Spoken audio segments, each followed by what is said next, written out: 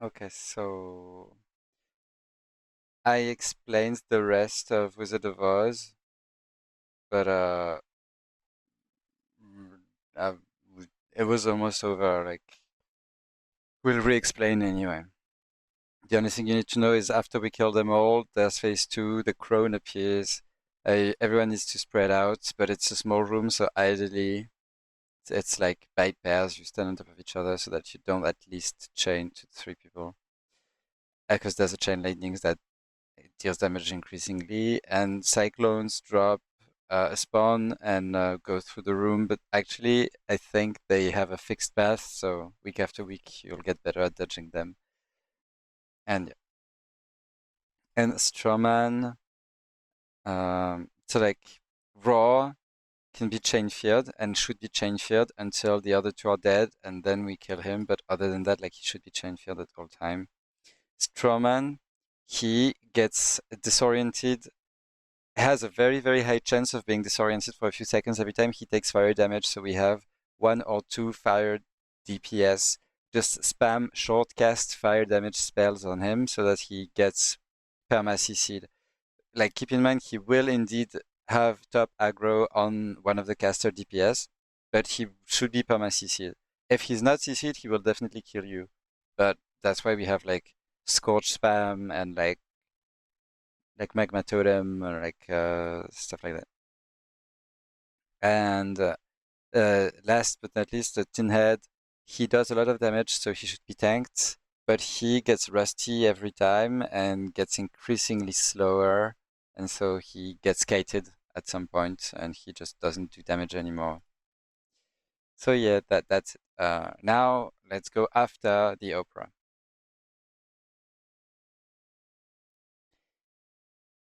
So we go upstairs, and we will kill those packs. The patrons, they don't do much, but the ghostly philanthropists, they have an ability called El Gift, and it selects someone at random and does like very, very high damage. So, like, for example, Lewin took like 4k, but it could be higher than this. And there could be two at the same time. So that's why you want to be high health, like high stam for those packs in case both of them select you at the same time. Kind of like losing the Fire Blossom Roulette in MC. They use so the up Ilgift and that's all. Ilgift has a max range of 35, so you can outrange it if you have more or if you're a healer. But it's actually better if you don't, because the more people are in range, the less chance there is for someone to take two at the same time. So it's just better for us to soak. Yeah. And like you could pre-line of sighted, but again, it removes you from the eligible targets, so you don't want that. But once he starts casting, then you could, like, if you're fast enough, you could like disappear behind this corner after the cast has started. Then the first two packs here, we bring them back down, depending on the patrol, and then we go up again, we kill, and we go onto those ghosts. Those ghosts, there are two types. The trapped souls are the easy ones. They do an AoE frontal cone, like cone of cold. That's annoying. And they hit for a bit. Sorry. By the way, the other type cannot be taunted. I think the trapped souls cannot either. So again, don't rip thread. And they could one-shot a Clothy easily, but they don't do that much damage. The annoying part is like their AoE, but as long as they are facing away, it's okay. The dangerous type is the other type. So it's the ghastly haunts. They are they spawn at random, like they have a specific type at random. Only trapped souls right here though, like 4 out of 4. Okay. By the way, so this guy upstairs can pull. So we've always thought you could pull it by jumping, and that's what I'm trying to say because people said they didn't manage to do it, but we're almost certain we did pull them by jumping. So we always say never jump when you're on this segment of the raid. Also, like 2 weeks ago, he bugged and TP'd onto us and a one-shot fuse. But it was a ghastly haunt. No, it was trapped soul. But yeah, so there's apparently a reset spot somewhere where we are, and this guy like teleported onto it and like almost one-shot Lewin to like it's dangerous. But most of the time, when we pull him accidentally, is because someone alt tabbed and did that, and it's like really, really, really, really, really bad. So don't alt tab and attack this guy. Now the ghastly haunts, there's one. So ghastly haunts, they do enormous damage. It's the same as the valets, the stewards, the stagehands, the ushers. They definitely would one-shot a clothy and even a hunter wearing mail. But even tanks could take a lot of damage, so they need to be giga healed with the biggest max rank, longest cast heals, and you also want to precast. So yeah, ghastly haunts, they are the ones that you should be scared of. Then Nightbane. So so Nightbane, we summon him and he arrives and we fight him. And at 75% HP, he flies away. We have an air phase where we're actually fighting ads, and when we kill the ads, he comes back down. He does the same at 50%, and then the same at 25%. During each air phase, you can damage Nightbane as a ranged, and even as a melee, I think, if you're like really hugging the part. But you're gonna be fighting the ads anyway. But just so you know, you can put that, I mean, you can, but should you? So, every time air phase ends, there's a timer, and then Nightbane comes back down and wipes threats instantly and will run towards someone seemingly at random, at least if no one did any threat. However, if you had dots on the boss, consider yourself dead. I don't know if you know, but like our like move speed is very often around 100 to 109, 116, depending on like your move speed bonuses and stuff like that. The fastest running uh, mobs are usually at 143% move speed, and the very fastest at 173%. Nightbane goes at 400 move speed. So he goes from triangle to me in less than 1 second to one-shot me. So when Nightbane like comes back down after flying, if you made a mistake, you are dead. And Nightbane has a cleave that will one-shot 75% of whoever gets hit by the cleave. So if you made that mistake, you might cause 7 deaths. So never make that mistake.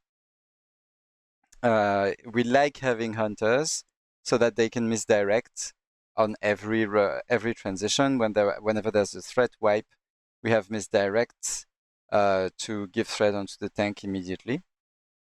But we might not always have that, and it can things can happen. So you don't count on it. So Nightbane has this cleave, also a tail wipe because he's a dragon, and a breath that does heavy damage to the tank with a dot that needs to be like healed. And also every so often will spawn on the someone at random that's not the tank, a charred earth. So it's like a big magma crater under us that you need to move out of. So what we do is we have all the melees on one side, not too not too close to the front, not too close to the back, because obviously you don't want to. I mean, I'm going to show you like the positioning. So Nightbane arrives right now. So the breath cone is this way. The tail swipe is this way. So like this, it's okay. The melees can hit.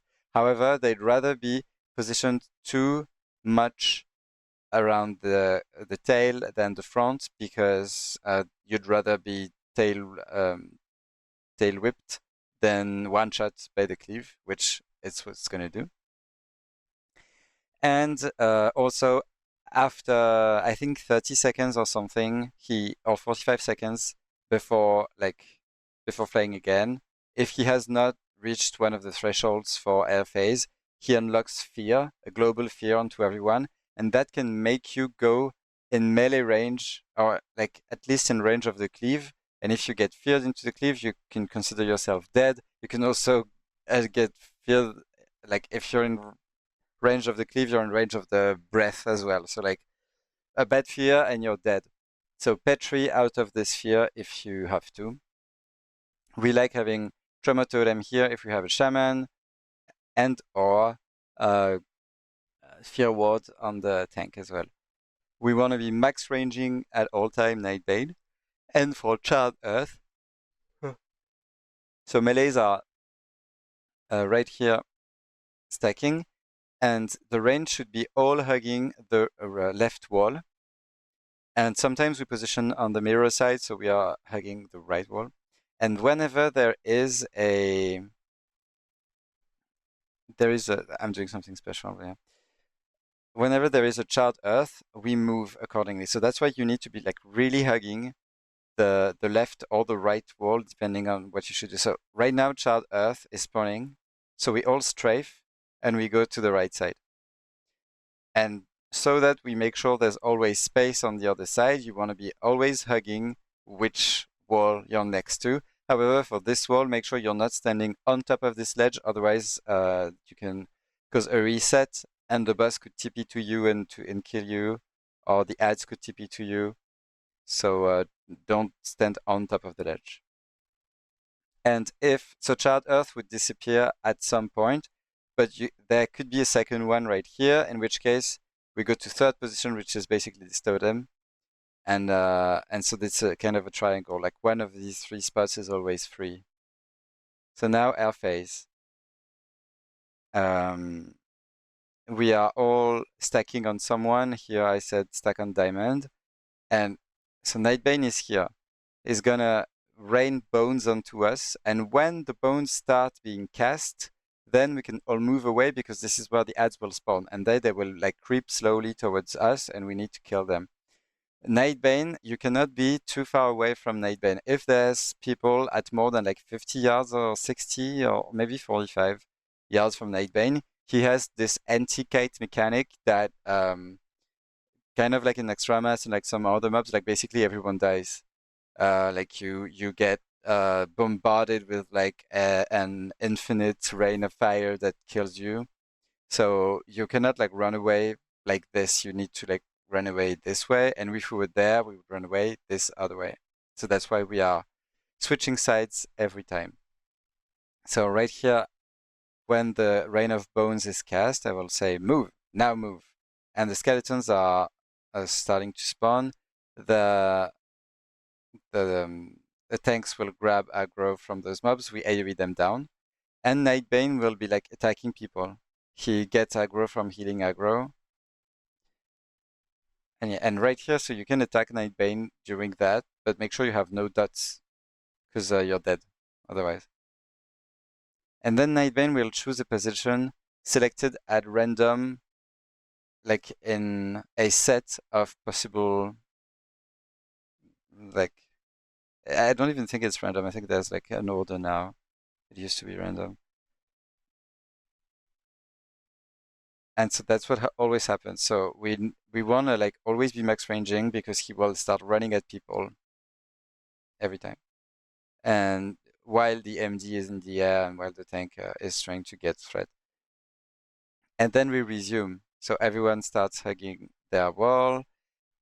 We don't need to be stacking on a point. It could be a line as long as the line is hugging the wall. So it could be like a little conga line, but like it doesn't have to be a point. As long as we all strafe left when there's a charred earth, which happens right here. And that's what we do. There's a fear. And now everyone stacks, and it's going to be the same thing. Rain of Bones. And when Rain of Bone is cast, we run. Boom. Now, here I judge. So you can keep attacking him, just know that. And now position again. So like we need to like really position like very far away. He will definitely kill you if you're not far enough. Also, you can accidentally attack him like this when he's like like he's in melee range. It doesn't look like it, but he's in melee range right here. I think that yeah, it can happen.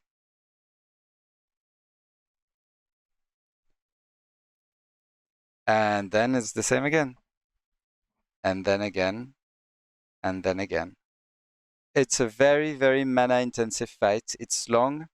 There's a lot of damage to do, a lot of damage to heal, so you want to be using your mana consumes very, very often.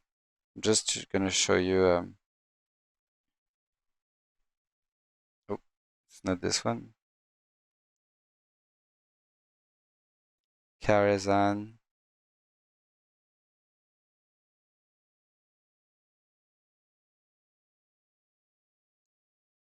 This one maybe. So that's a Smork petrifying because he ripped threat. If that happens, you do not have time to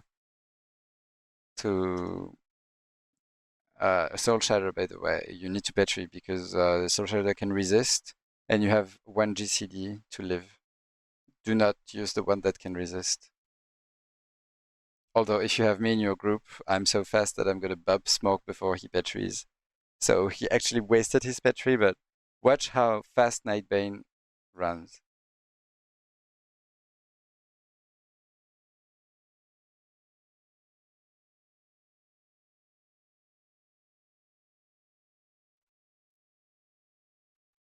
So like, yeah.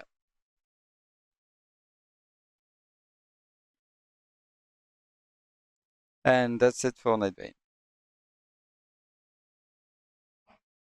Now Ghastly Haunts again, and now we get to the Watchman. They put a debuff on you that will make you explode and deal damage to everyone around you. It goes through Petri. I mean, even if you like use Ice Block and Bubble, you will still deal damage to everyone around you and and to yourself. And at the end, it does a lot of damage to yourself. So like you need to move away. This room doesn't have any mobs, so you can. So there's two mobs, so they put dots on two of us. We killed them too fast that day, so they didn't. But so usually you have one player run back and one go into this room because this room is safe. There's no mobs. Then right here, you just kill. You just kill this big guy. The arcane anomaly hits extremely hard, and you need to precast your biggest heals on tanks every single time. And it stays at 100% HP. You just burn his mana when attacking, and when it reaches 0 mana, it dies, and like creates this sort of like tranquility. And if you go in, you gain the mana. You gain mana. It's like you wanna like see this. You gain mana, and they drain your mana. Also, you never want to be dispelling or interrupting this little mana drain that the siphoners do because the siphoners actually deal damage with their attacks, and when they are draining, they don't attack. So it's better that they do the drain rather than they attack. You could kill someone if you dispel that, and anyway, we gain the mana back at the end anyway. So that's it. Now Curator. So Curator, uh, so he has 100% mana, and he periodically uses 10% of that mana to spawn a spark. The spark will fixate onto someone and deal AoE damage around this, and they need to die as soon as possible every time. And like Patchwork, Curator has a hateful ability like Gruul, except this one is ranged as well. So even as a range, you don't want to be second threat. It does like heavy arcane damage, and yeah. So the two tanks should be top 2 threat. And when he reaches 0% mana, he will evocate. to regain his mana, and that's when he's vulnerable and takes a lot of increased damage. And whenever he reaches, so like this is like Evocate. However, when he reaches like what is it like?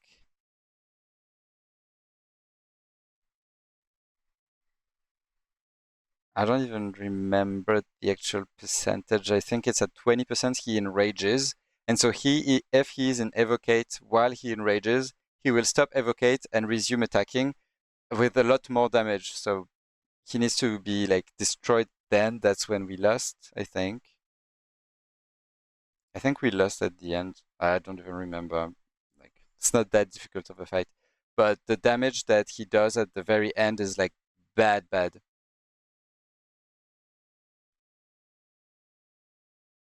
So he needs to die as soon as he gets into enrage.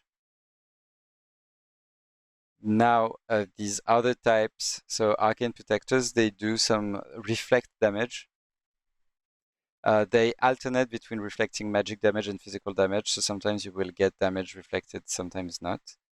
And the arcane protectors, they deal giga damage and spawn some adds that need to be killed. And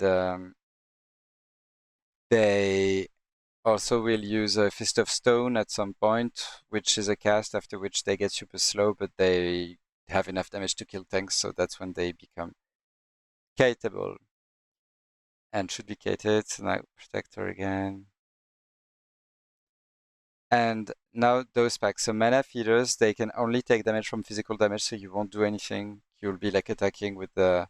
So you kill the Chaotic Sentience first, and then the Mana Feeders with your auto attacks. The Chaotic Sentience deals extremely high damage, so at all times the tank needs to be giga healed with precasts and stuff like that, especially if it's a paladin.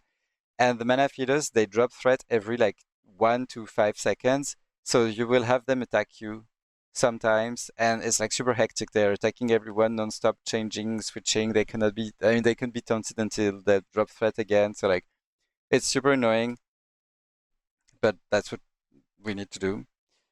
Kill the Chaotic Sentience first. Also, the Chaotic Sentience deals. See how feeble is tanky? He's like all the damage he takes. He's super tanky and still almost dies. Like, it's crazy. You cannot rip threat on them again, by the way. On the big one, the Chaotic Sentience. The Chaotic Sentience also does an arcane damage amp taken debuff and does arcane damage itself. So really bad. If you can dispel it, you want to. And that's where the books start appearing. So on the ground, there's a lot of books. Some of them you can open, and it gives you a 1 hour buff that is removed if you battery or if you leave Kara. And you can only have one type of each in your bags, and one type at all as a buff. And you consume them to get a buff. So yeah, you will want to have a Wrath of the Titans book yourself for increased damage. But like people will be getting the books. Right here, there's invisible mobs, so we won't detect invisibility. And we will pull the shades. If you can interrupt them, you do. But most importantly, it's those packs with magical horrors and mana warps. Magical horrors, they deal giga damage like the other big ones, so big heals and do not rip threat. And the mana warps, when they die, they do an explosion, so they need to die stunned. So we have at all times a stun assign and a backup stun on each. And also, so when they die, they actually don't die and they like remain at 1 HP for 2 seconds. And if they're not stunned, they will cast something. So you don't really have to stun them before they die. Technically, you can like kill them, and if you see that the cast bar is going, you can stun them. But like, it's better obviously to kill them while they're stunned. But it's not too late, basically. If they start casting, you can still death coil, so you will have a death coil. You can or stun if you have if you're another class. So you will have an assign for this. And the magical horror also does like arcane volleys, and you just wanna. I mean, it's not uninterrupted, so you tank this one. But if you get that plus the death explosion of the mana warps at the same time, then you can definitely have a wipe. Then the spell shades, there's a lot of like spell shades, a lot of spells going on, a lot of damage, so you wanna interrupt as much as you can. And now we kill, so this is like a non-issue, so that's a lot of like imps and some casters. Those mobs do nothing, same thing, a pack of imps. And now we go on to Kilrek and Hillhoof. Okay. So every time Kilrek is out, we kill Kilrek. And that makes the boss takes more damage. There's going to be imps spawning at all times. You want to AoE them down if you're assigned to do it, but I think it's going to be Wendy. And also, from time to time, he will sacrifice someone, much like, this Botanica boss that we did last time, except someone's will be in the center of this room and will take damage continuously until the chains that are restraining them, are killed. So you want to focus the chains whenever there's a sacrifice at all times. And kill the boss, and at some point Kilrek will respawn, you kill Kilrek again, and resume. It's one of the easiest bosses, like a very like free boss, free loot. Really, really easy. See, A dead is being sacrificed, so while the DPS are killing the demon chains, I'm healing A dead. And now we're just attacking the boss. Kilrek has spawned again, so killing Kilrek. Now the boss. And there's a sacrifice again, but Mars bubbled out of it. You can petri the sacrifice, by the way. Bubble, ice block, etc. And free loot. Now spell shades again. And the Shade of Iran. So that's one of the 3 hardest bosses. The one with, I think it's the 3rd boss with the most deaths in the entire hardcore TBC environment, like from NA plus TBC, NA plus EU. This boss has killed the most people with Prince Malkazar and the Mechtaridon. So Shade of Iran, very complex fight. He has a lot of abilities. And okay. So yeah, we need to lock in when we fight this boss. First of all, if there's a caster at less than 10 yards of him, he will counterspell everyone at 10 yards. So never be casting. I mean, you can use instant cast spells, but that's all. When he's next to you. We will be running at all times inside this room. It's going to be super hectic.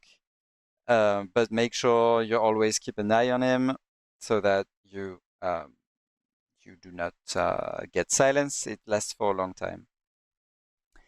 Then he will use single target spells at random people. Although he does have a table, an aggro table, he uses his spells at random, but he can be interrupted from those and locked out of those spell magic schools. He has a Frostbolt, which deals heavy damage and slows, Firebolt, which deals heavy damage and then a dot, which is even more damage, and Arcane Missiles, which deals the most damage. So we want every single time to interrupt his fire bolts and frost bolts, but not the arcane bolts unless it's about to kill someone. Why? Because he uses mana every time he uses an ability. I mean, one of those abilities. But if he reaches 0 mana, he will enter some sort of like enrage that will kill us. Basically, he will stun polymorph everyone, use mana potions, and resume, except he can use his other abilities during that, and there can be his phase 2 happening, and so we're guaranteed to die. Also, we all take a pyroblast for like 12k or something like that. Like, it's so bad. So basically, we die if he reaches 0 mana, and we cannot have that. The thing is, Frostbolt and Firebolt would use the mana at the end of the cast, but for arcane missiles, he already used the mana when he starts casting. So there's no real point in interrupting unless it's about to kill someone. But most importantly, interrupting fire and frost is there not just to reduce damage onto the raid, it's there to make him not use his mana. Also, if he cannot use all 3 magic school spells, that's when the aggro table comes into play, because he will run at the first person in threat and will maul them with his auto attacks. And he can definitely kill people with that. So we like him to have at least Arcane always available, so that does not happen. But we make sure also we are not letting him himself. Then every 30 seconds he uses a special ability from a set of 3, which one is Arcane, one Frost, one Fire. The first one is Blizzard. He will summon a little like Frost Tornado that doesn't do anything by itself, but shows you the progression of the blizzard.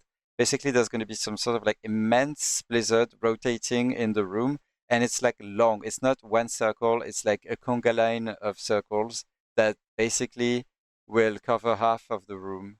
And if you are not in the blizzard, because you're in the center, then you're susceptible to be silenced. So as caster, you want to be always following the blizzard rather than running away from it. Okay? So you have to play the game. You have to like go at like range and yeah, follow the blizzard. If the blizzard spawns on you, you will die, by the way. The blizzard does extremely high damage with a slow. So you can say your prayers. Almost everyone that has died to the blizzard. So Petri, just Petri. Do not risk anything. The boss will die without you. So just Petri. And if the blizzard spawns on you, you see the little tornado on you, you wanna immediately like go through him. You don't cast, obviously. I mean, you can use instant cast spells, and like you run to the other side, so that you're always following the blizzard instead of being chased. The other abilities, which is the most dangerous one, but has never done anything to us as of yet, is what is the fire one? I don't know. I don't remember the name. It will select people at random and like draw some fire circles on the ground, and that's when no one needs to move. Pets are not affected, so you can leave your pet. The pet can do whatever it wants to do.